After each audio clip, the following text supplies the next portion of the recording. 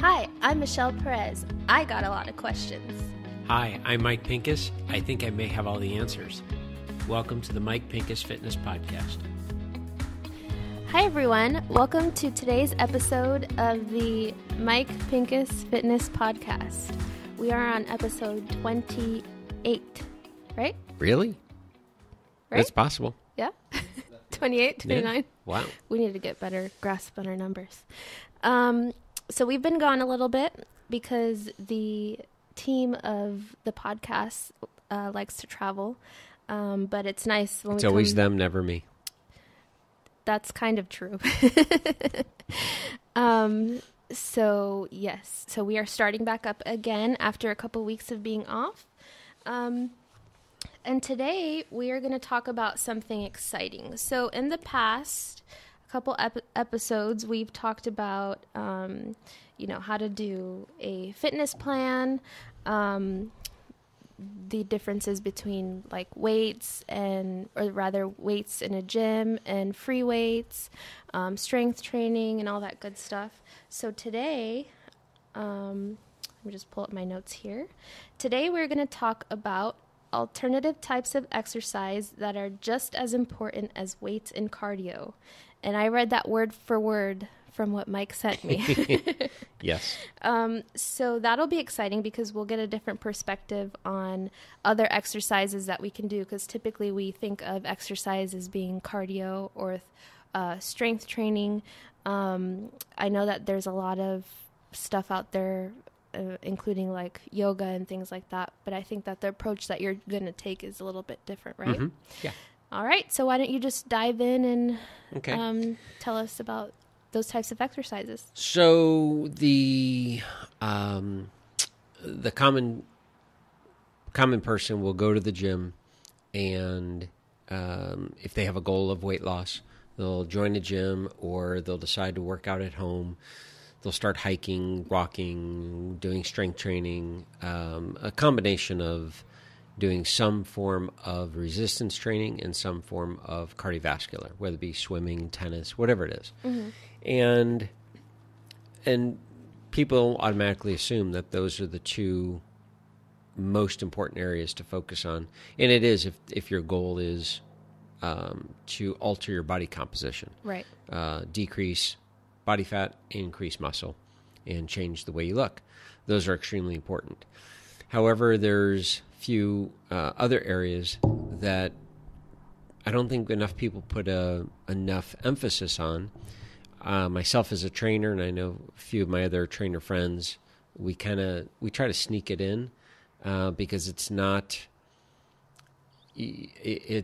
all the glamour of the HIIT workout. It's not all the glamour of the lifting heavy weights, and so you kind of have to sneak it in here and there for the client, so they don't even realize what they're working on, but they do need it, because if it's ignored, it will rear its ugly head and what comes with it. And so for the first one is, and some of these are slowly becoming trendy. Probably the biggest one is mobility. Mm-hmm. Everyone talks about make sure you're getting your mobility in, make sure you're getting your mobility, or recover. Make sure you're doing recovery work. And I mean, 15 years ago, we didn't put a name to those things, let alone know what it was. So mobility training is very, a lot of times people will put, well, is that like flexibility?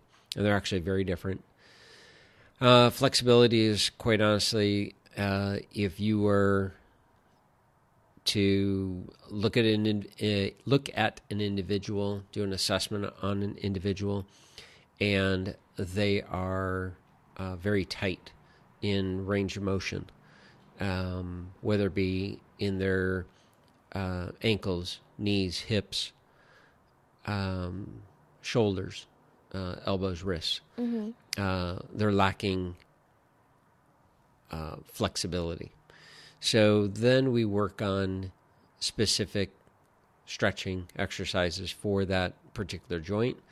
Hopefully the personal trainer will take from the physical therapy world and chiropractic world and start working on self-myofascial release using foam rolling and so forth, which will then help a lot more of the flexibility in terms of gaining flexibility and gaining range of motion. But mobility is it's an interesting one because it wraps a lot of different types of movement outside of lifting resistance or using resistance and cardio. So think of mobility, easiest analogy everyone can kind of get a visualize and see is the ability to get in and out of your car. Okay. You're sitting in your car, driver's seat, and you put it in park, and chances are your right foot is on the brake, and you leave it on the brake. Maybe you even pull it off the brake and you put it onto the floorboard. You open up the door and you spin your body, you rotate your body and put your left foot on the ground, and you push off with your left foot and your right foot. Right foot's in the wheel well or the bottom of the car, basically inside, and you're pushing off and stepping out with the left. And that's a rotational lunge. Okay, but if you have really tight hips, that's going to be a tough area to work on. Now, you can work on your flexibility and get all the range of motion you want, but if you don't have the ability to use that range of motion properly, it doesn't matter how flexible you are. So that's where how I term mobility is the ability to use the flexibility that we've created. Okay. So I work with a lot of golfers, a lot of my clients who are, I don't work with professional golfers. I work with professional clients who think they're professional golfers. Huge difference. Yeah. It's like Jonathan and I think we're professional cyclists. We ride bicycles, but not our profession. So as a golfer, you definitely need flexibility. But again, I can test each individual limb and joint, hip hinge. I can test range of motion of the shoulder. I can test all those things, and individually, you can have great range of motion. But that doesn't necessarily mean you're going to be able to use that and understand how to use that in a mobility golf swing. So as a trainer, my job is to find out what sport do they play, and if they don't play any sports, where do they have limitations outside of the gym? Because again, they're coming to the gym, or they're coming to me, or I'm going to them to alter their body composition. We know that. Yeah. But if I didn't look at the rest of the picture, I'm doing a disservice. So I really want to make sure everything is working fluidly together. So if they say, well, I'm fine, I just need to lose some body fat, I'm like, okay. Do you have any issues getting in and out of the car? Why are you asking me that? What does that have to do with anything? Well, sure, it'd be nice that you can get in and out of the car, and if we can prevent you from injuring yourself and having to see a physical therapist or a chiropractor, might as well.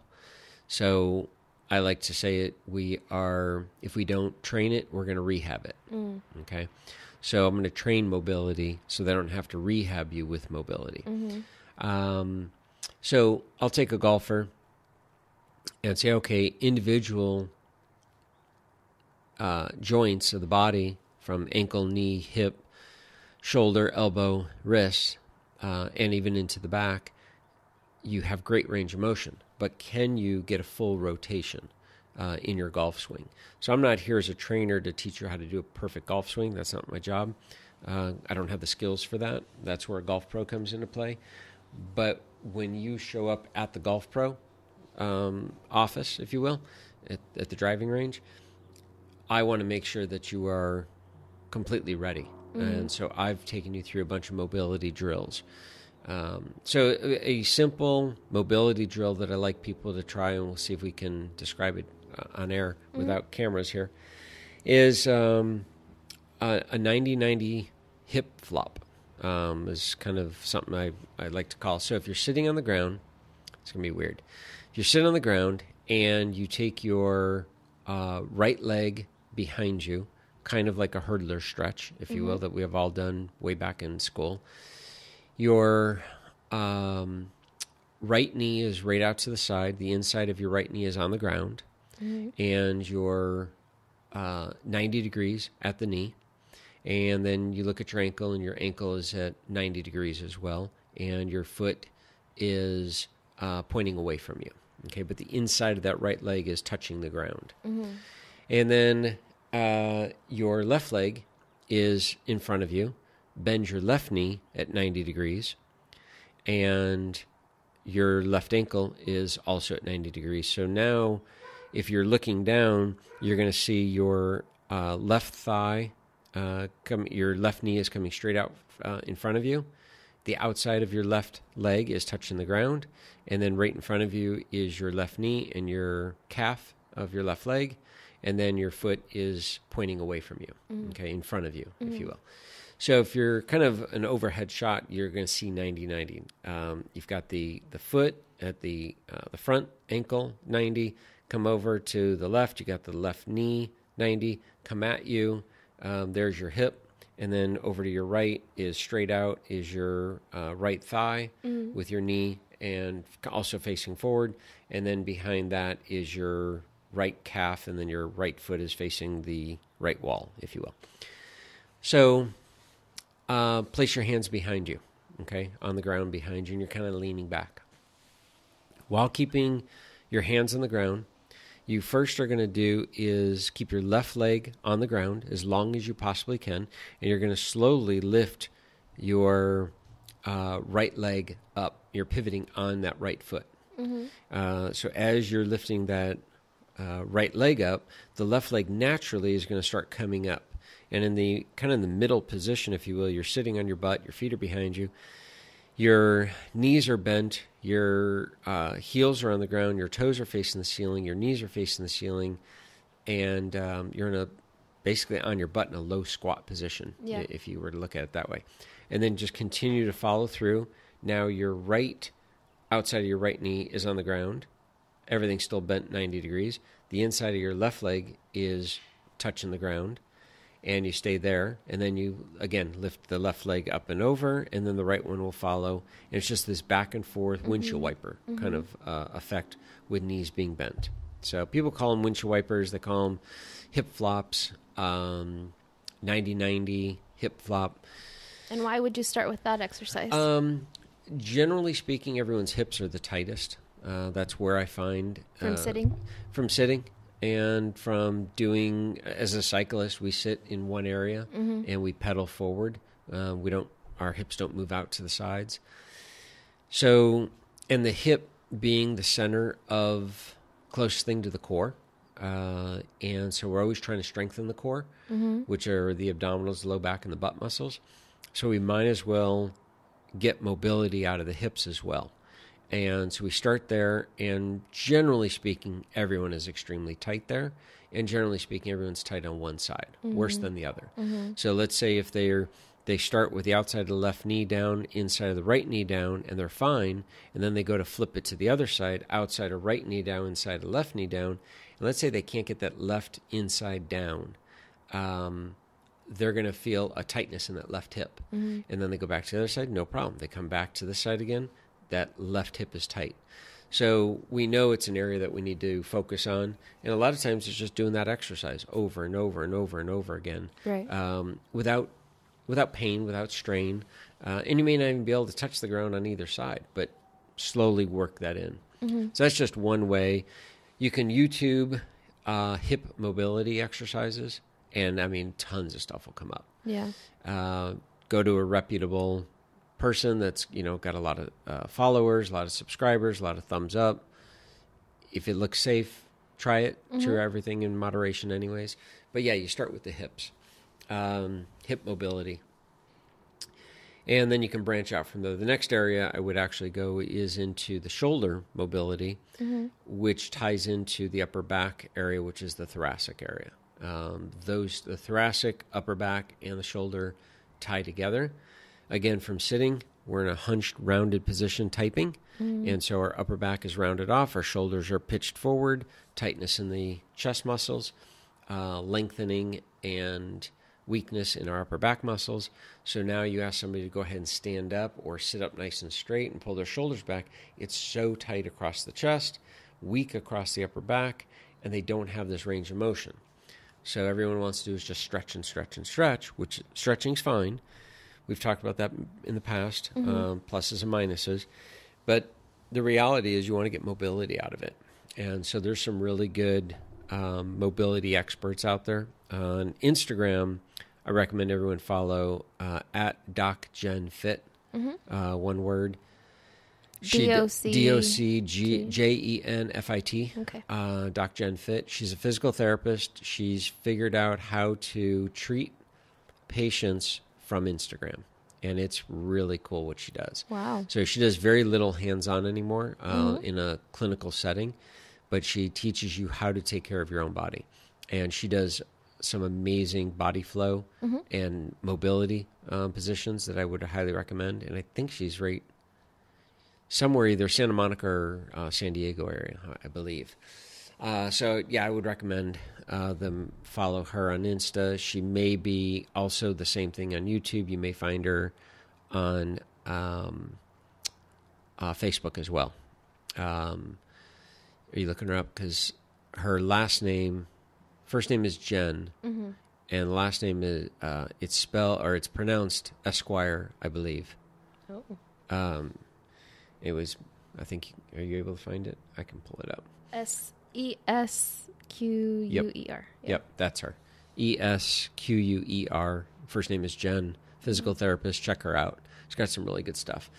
So that's really the idea behind mobility versus flexibility. Flexibility, again, it's important, but it's not the end-all, be-all. Yeah. I have many clients I've worked with over the years that can't touch their toes, and they come to me like, I need to touch my toes. I'm like, are you doing a toe touching contest?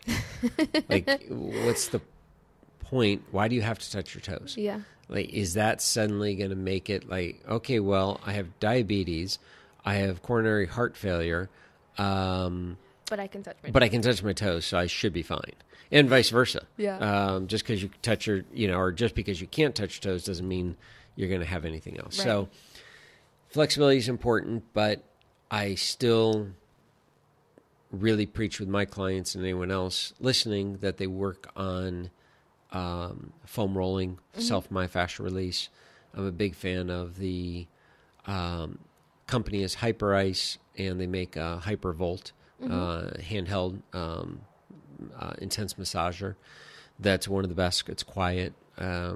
I'm not sponsored by them. You buy them online like everyone else, but they're an amazing investment. Yeah. And you can work on your body, on all the muscles using that, and then do your stretching. Okay. And you'll gain a lot of range of motion, but again, it's in what you're using this range of motion. So that's kind of where mobility has, I think, taken off and left the world of flexibility behind. You look at a gymnast and you say, wow, they're really, really flexible. And I say, yeah, I agree with you, but they're actually really, really mobile. They can, because again, I can get somebody that can do the splits, but that doesn't mean they can do what a gymnast can do. Yeah. And they may be strong. They can be just as strong as a gymnast and just as flexible, but they're not mobile like it. So I would look at it as it's mobility is putting it all together, all the pieces working together. So how does mobility affect your strength training and cardio? Well, cardio, depending on what you're doing, chances are, if you've never tested your mobility, yet you're doing cardiovascular work and you're getting results, chances are you've chosen a cardiovascular type of exercise that is not challenging your mobility. In other words, if you sit at a desk all day and you have tight shoulders, they're not mobile, and tight chest and rounded upper back, chances are you're not going to be a good swimmer. Okay, because you're not going to have a real easy time of getting that arm to come up and out of the water and back around again, and it's probably not something you gravitate towards. Yeah. If you are having really tight hips, you're probably, well, tight hip structure, you can still be a good walker, a good hiker, but you probably don't feel as comfortable hiking on trails. Any kind of lateral movement, any kind of side movement that you need to do, you probably are not as comfortable.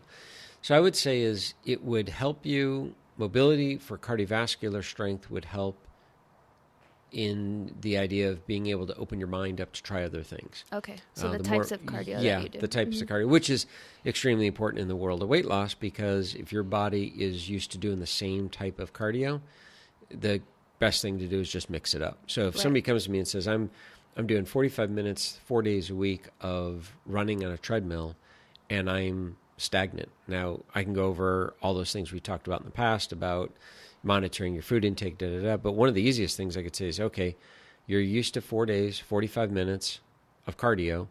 Why don't you do a Stairmaster? Why don't you go do a bicycle? Why don't you go swim? And that right there is, yes, you're burning calories for 45 minutes, but it's so different to your body, you're going to burn way more calories. Until you get used to that, then we can switch to another type of cardio. So, there's... so mobility is good to be able to do different to be able types. to try different things. And then in the world of strength training, to be able to get full range of motion in what I like to, what people like to refer as functional training. In order to do functional training, and I'm doing air quotes there, is you have to be mobile to be able to do it. To sit on a machine and do a leg extension or leg curl in one plane of motion, you don't need a whole lot of mobility there. It's a hip hinge or it's a knee hinge joint that's moving. It moves in one direction. You're probably going to be fine doing that. But are you really going to get the best results? And is that transferable out of the weight room into everyday life? So in order to do everyday activities, ADLs they call them, activities of daily living, you have to be mobile. And you see in the senior population over the age of 65 that they lose mobility as they get older.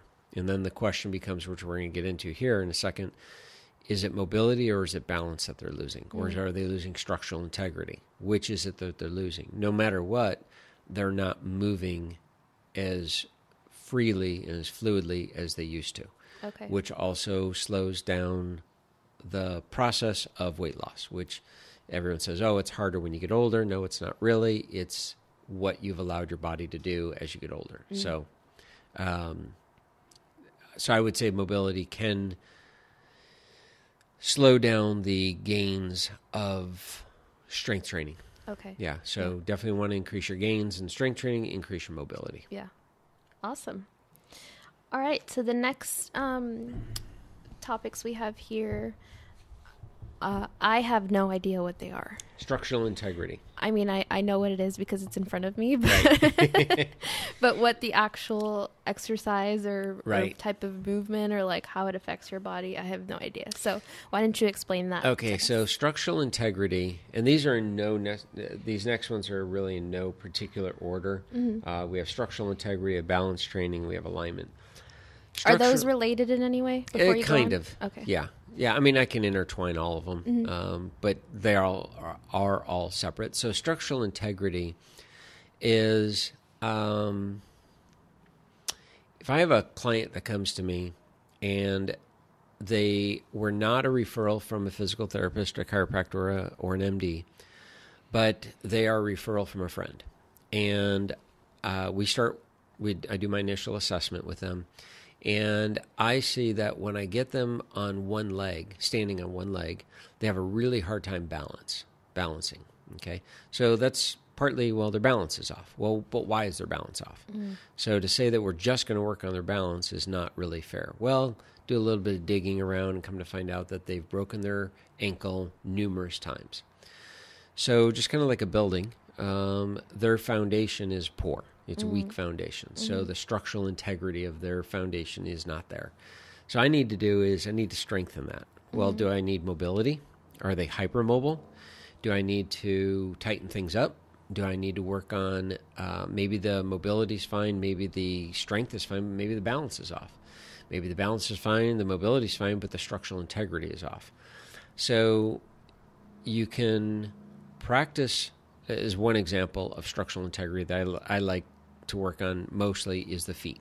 I'm a big fan of people working their feet muscles, feet muscles.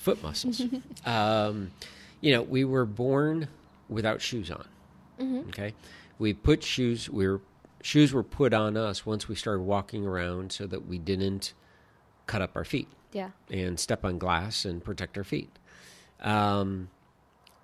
Babies were not lifting 225 pounds, so why were we putting such heavy shoes on? Because in the adult world, it's like, well, make sure you don't drop anything on your foot. Well, I tell you what, I don't care how heavy that shoe is, unless it's a steel toe shoe. You drop 225 pounds on your foot. I mean, if you're in regular cross-training shoes in the gym, you're still breaking your foot. Yeah. So it's kind of an interesting concept of shoes in general. So I like my clients, I'd prefer them to work out barefoot if they're up for it. If not, that's fine. We work around it.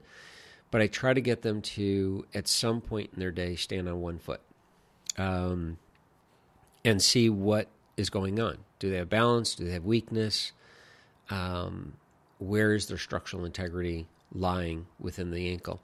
And easiest thing is brushing their teeth in the morning. Stay on one foot, 30 seconds, switch 30 seconds, go back and forth, do that for 2 minutes, which is what the dentist wants us to do, brushing our teeth anyways, and see what happens. So suddenly you feel like, wow, my left ankle feels really weak and real wobbly.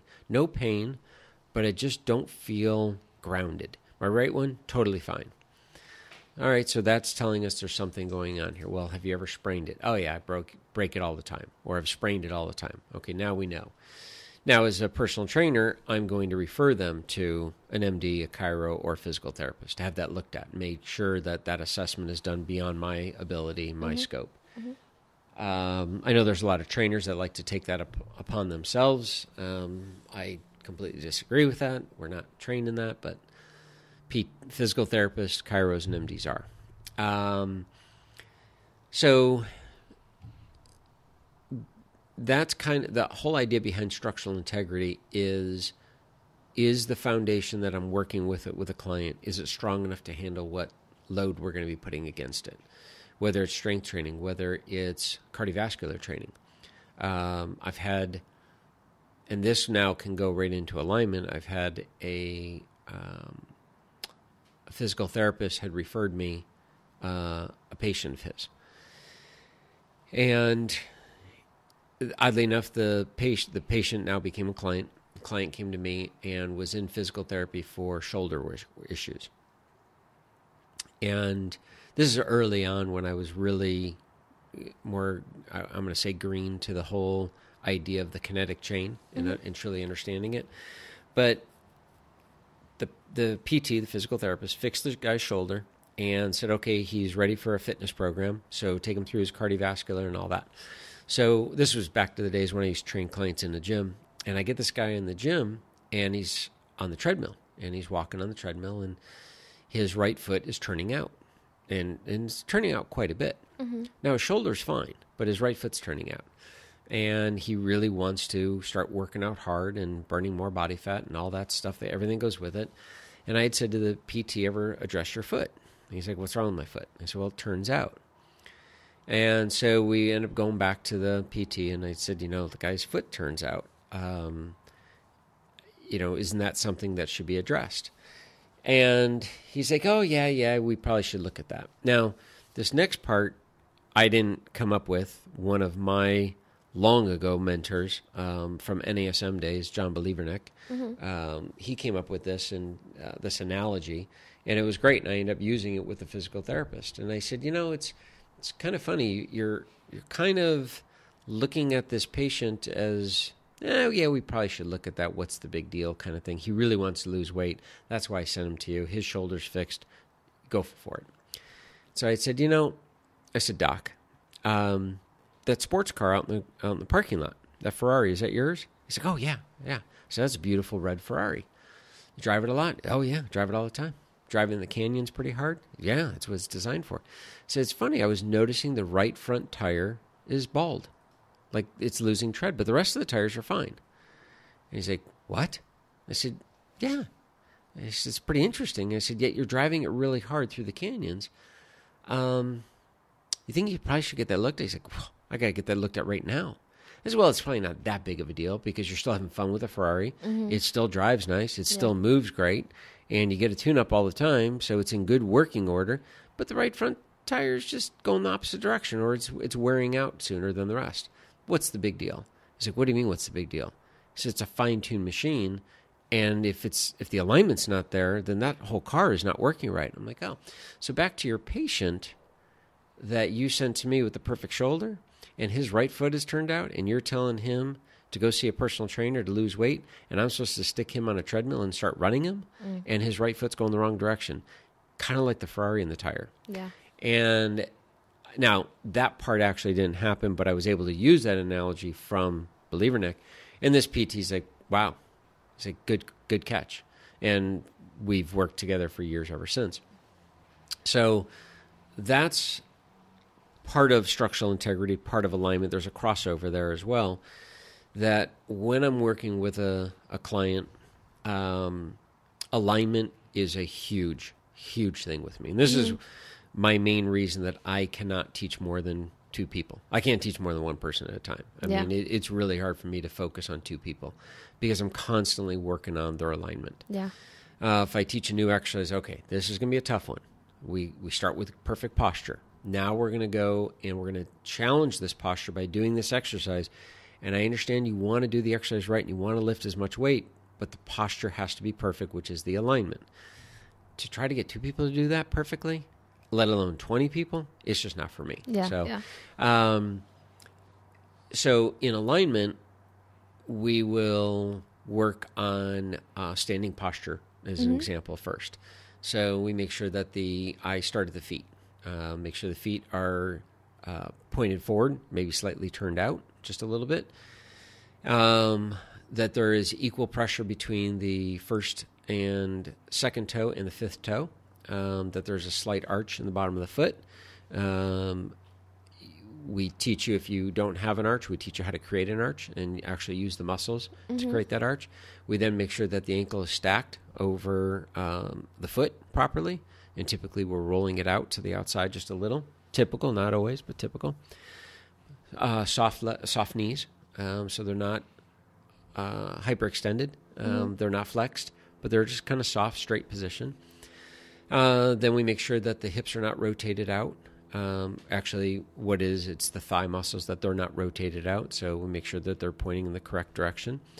Then we make sure that there's a natural lowered out curve in the low back and that the hips are stacked properly. And then we make sure there's a natural curve in the lumbar and the thoracic area as well, all the way up to the cervical. Then we make sure that the ears and shoulders are lined up properly, so the head is perfectly aligned over the shoulders, and that the palms are facing in the correct direction. They're not supposed to be facing the body, but they're supposed to be facing forward. If you Google a anatomical perfect posture, an image will come up, and it's an anatomy guy with showing you what perfect posture looks like. Yeah. Now, you're not going to walk around like that guy. It's just not going to happen. Yeah. But the closer I can get you to that, then hunched over and hips tucked under and rolling your feet in, the better off you're going to be. Yeah. And it's also for safety for exercises, right? Absolutely. Yeah. Because it's like I've seen a lot squat form. Right. I guess is the perfect term or the right term. Yeah. How that can mess with your completely. Your but they're lifting heavy weights. Yeah. And they're going up in weight, and they're going stronger and stronger. And it's like, your feet are caving in, your knees are about to touch each other, your thighs have rolled in, your hips are tucked under, your back is rounded off, and your head's looking straight up. Yeah. Nice squat. So that's also alignment, right? That's going to be alignment as well, which sometimes their alignment is off because the mobility is off. Sometimes they don't even know their alignment is off because they don't have the mobility, which is the flexibility to create all this. So it all ties in together. Yeah. Wow. So it's crazy how you have to kind of like take baby steps. Oh yeah. Yeah. You can break it all down and then throw balance training into that squat. What if they're leaning more, like you watch a guy squat and he's squatting 600 pounds for repetitions, and his feet cave in, his knees cave in, his back, everything is messed up. And then on top of it, you watch him, and every time he comes up, he leans to his left. He's putting about 5% more effort on his left leg. It's like, well, do you think you'd squat more? One, if your alignment was better. Two, if you were actually balanced from left to right. So then I put them on a balance board. And they can squat 600 pounds all day, but they can't even balance their own body and get in a squat position. You probably shouldn't be squatting 600 pounds if you can't, you can't balance. You shouldn't be squatting any weight until you can do a perfect body weight squat. Mm-hmm. So, which kind of little side note, that's why all of my clients, when I start with them for the first time, they have to master body weight training before I will challenge any movement with external resistance. Mm-hmm. A push-up, a pull-up, a squat, the 3 main moves, a crawl, or maybe the 4 main moves. And that doesn't mean you have to be able to do a full pull-up, because I can modify it so that anybody can do a pull-up. Mm-hmm. But you sure better know how to do a pull-up before we start loading external weight to it. So, that really kind of ties it all together with the balance, the alignment, structural integrity, and mobility. Wow. The cool thing is it can be done in between workouts. Mm-hmm. So you go on Doc Jen Fit Instagram, and you pull up one of her mobility workouts. And let's say your routine is Monday, Wednesday, Friday, strength training. Tuesday, Thursday is cardio. Sunday is relax. Well, maybe Sunday is mobility day. You work on your alignment, you work on your mobility, you work on your balance training on that day. So great. Mm-hmm. Let's say you wake up on a Tuesday and it's raining outside. You're like, gosh, I do not feel like doing anything. I'm gonna stay inside and work on mobility. You're still doing something. You're not burning calories, mm-hmm. but you're doing something for your body that come Wednesday you're gonna feel so good that you may actually work out harder. Yeah. Let's say that you live in Southern California and it never rains and you never have a down day because everyone's happy to be here. And Monday's workout, in between exercises, you do some mobility exercises. So while your heart rate is, you push it real hard on exercise 1 and you're going to push it real hard on exercise 2. In between, while you're kind of resting, we call it active rest, you do a mobility drill, or you stand on one leg in the gym and you work on your balance training. There's a lot of things you can do. Even in the structural integrity, you can strengthen the weak links, which goes into structural integrity. Tiny little muscle movements that you would do, you can work on those. Mm-hmm. Again, for instance, the ankle is a weak link for a lot of people when they stand on one foot, as well as balance as well as the balance in there can be. So I will give them an exercise that you can't strengthen the ankle joint, but mm-hmm. I can strengthen all the muscles around it. So let's say, okay, you're going to go and do a full body workout, and in between exercise 1 and 2, instead of resting or doing whatever else you did, do this one little exercise just for your ankle, for the muscles surrounding your ankle to strengthen it, and you're going to do it for 30 seconds. Each leg, go on to the next exercise. And you do that a few rounds, and suddenly you've worked in some structural integrity, weak link, strengthening exercises. Okay. So many ways to put it in there. Yeah. A full day or in between. How often a week should people aim for these types of exercises? Whether it's mobility or... Yeah. In my little exercise bubble world, every day you would be working on some form of mobility, balance. Alignment is all day, every day. Right. Structural integrity is only if you need it. Mm-hmm. If you find that, you know what, I don't have really any weak links in my mm-hmm. body.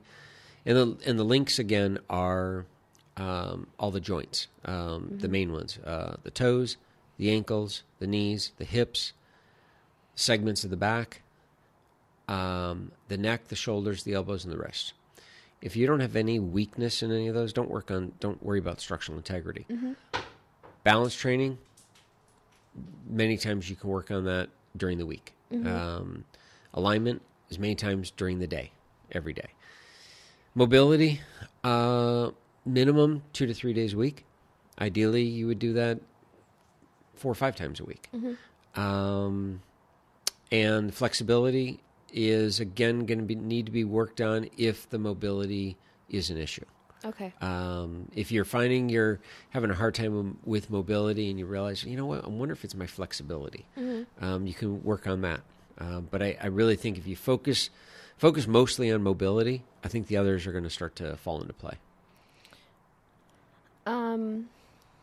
So you kind of summarized it in focusing mostly on mobility, but while you were talking, my brain, my Sure. wheels were turning. Good. And so what I was going to suggest is that structural integrity would be where you would start, from my understanding. Because if something is off in your structural integrity, then you're not going to be able to do your mobility or your balance. Is that correct? That would be correct in those three.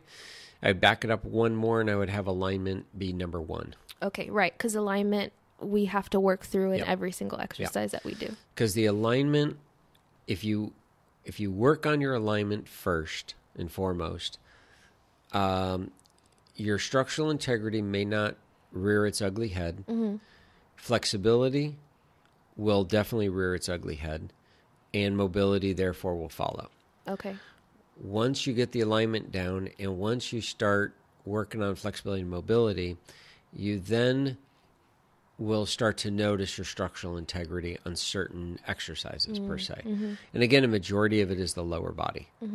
It's the ankles, not so much the knees, it's the ankles and the hips is predominantly structural integrity issues, the area of. But you'd be correct in that, that structural integrity is extremely important. But alignment would be number one. Yeah. As alignment, we should be working on like all the time. Even your alignment walking. Yeah. Matter of fact, I was just working with a client on Friday, and I've worked with her probably since 1995, maybe even earlier than that.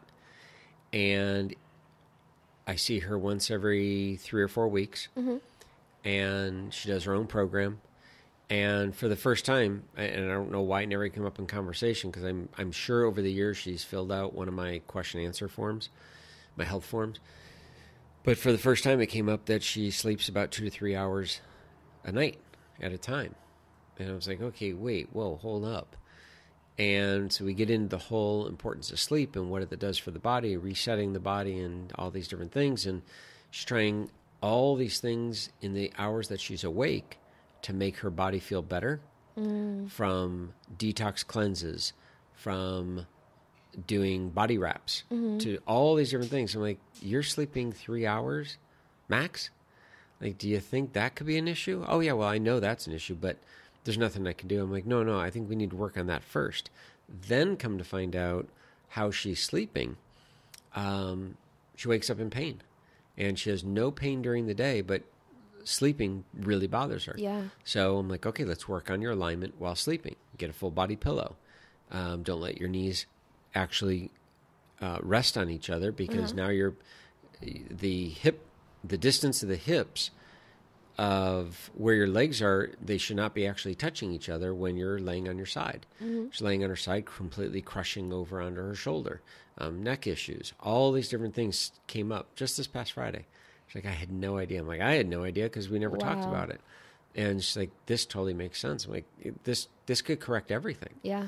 So here I'm talking about alignment with her in a sleeping pattern, because the reality is she should be getting 8 hours of sleep. Yeah, I can't even imagine functioning on 2. And then on top of it, she should be getting 8 hours, but with good alignment. Yeah. And she shouldn't be waking up with pinched nerves and things like that. So it's extremely important. Yeah. So think outside the box. Awesome. Yeah. Thanks for sharing that with us today. Absolutely. There you have it, guys. Mobility, structural integrity, balance training, and alignment. And I read those all because they were all a little bit complicated. Until next time. Thanks, guys. Have a good week.